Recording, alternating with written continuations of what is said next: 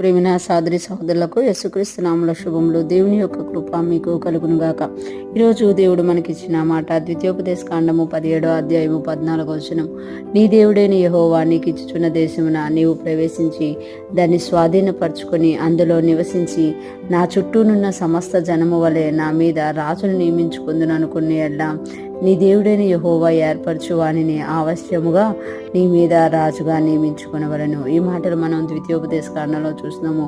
మోషే గారు రెండోసారి ఇశ్రాయేలీయులకి దేవుని యొక్క ఆజ్ఞలను బోధించేదాన్ని ద్వితీయోపదేశ కారణంగా మనము చూస్తామన్నమాట. ఇక్కడ చెప్తున్నారు కదా, నీ దేవుడైన యెహోవా నీకు ఇచ్చుచున్న దేశమున నీవు ప్రవేశించి, అంటే నీ దేవుడైన యెహోవా ఖచ్చితంగా నీకు ఏదైతే ప్రమాణం చేస్తారో ఆ దేశంలో ప్రవేశింపచేస్తారు అని ఇక్కడ మోషే గారు ఆ ఇశ్రాయేళ్లతో చెప్తున్నారు. దాన్ని స్వాధీనపరచుకొని అందులో నివసించి, దాన్ని మీరు స్వాధీనపరచుకున్న తర్వాత అందులో నివసించిన తర్వాత నా చుట్టూనున్న సమస్త జనముల వలె నా మీద రాజును నియమించుకుందని అనుకుని అలా, అంటే మా చుట్టూ ఏది జరుగుతుందో దాని వల్లే మేము రాజును నియమించుకుంటాము అని మీరు అనుకునే అలా, అంటే ఇశ్రాయేలీలు యొక్క భవిష్యత్తులో వాళ్ళు ఖచ్చితంగా రాజును కోరుకుంటారు అని దేవునికి తెలుసు అనమాట. అందుకే దావీదు మహారాజు అంటారు కదా, నేను గర్భమును పడినది మొదలుకొని నా దినములో ఒకటైనా కాకమునిపై నా దినములన్నీ నీ గ్రంథంలో లిఖితములాయను.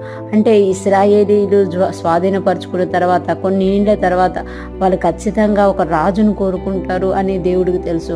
అందుకే ద్వితీయోపదేశ కాండంలోని ఇశ్రాయేలీకి తెలియజేస్తున్నారు కదా, మీరు రాజును కోరుకునే ఎడ్లా నీ దేవుడైన యెహోవా ఏర్పరచు వానినే ఆవశ్యముగా నీ మీద రాజుగా నియమించుకునే వాళ్ళని. అంటే నీ దేవుడు ఎవరిని ఏర్పరుస్తారో వారినే మీరు మీ మీద రాజుగా పెట్టుకోవాలి, కానీ మీకు నచ్చినట్టుగా చేయకూడదు అని చెప్తున్నారు అనమాట.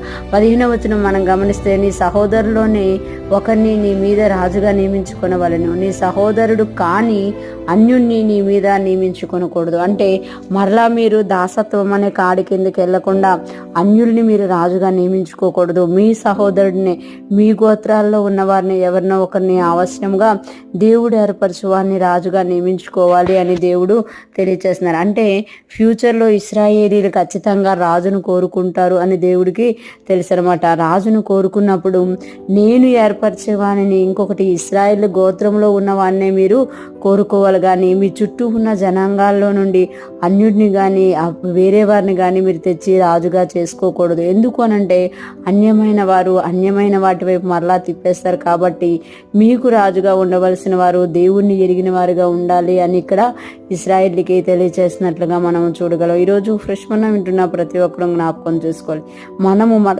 దేశంలో కూడా దేవునికి ప్రార్థిస్తే దేవుడు ఖచ్చితంగా దేవుణ్ణి ఎరిగిన వారిని రాజులుగా నియమించగలరు అనమాట. మనం ఎప్పుడైతే ఆ విషయాన్ని గమనించి మనకు కావలసిన రాజుని దేవుడు ఏర్పాటు చేయాలని మనం ప్రార్థించినప్పుడు కొన్ని సంవత్సరాలైన తర్వాత ఖచ్చితంగా మన ప్రార్థన అనేది జవాబుగా మారుతుంది. ఈరోజు ఫ్రెష్ మనం వింటున్న ప్రతి ఒక్కరం కూడా మన దేశం కోసం మనం ప్రార్థించే వారంగా, మనల్ని ఏలేవారు దేవుని బిడ్డలై ఉండాలి అని కోరుకునే వారంగా మనం ఉన్నప్పుడు ఖచ్చితంగా ఆ జవాబును మనము పొందుకోగలుగుతాం. అటువంటి గొప్ప కృప మనందరికీ కలుగునుగాక. మన ప్రార్థనల్లో మన రాజు కొరకు మనం ప్రార్థించే వారిగా ఉందుముగాక. ఆమేన్.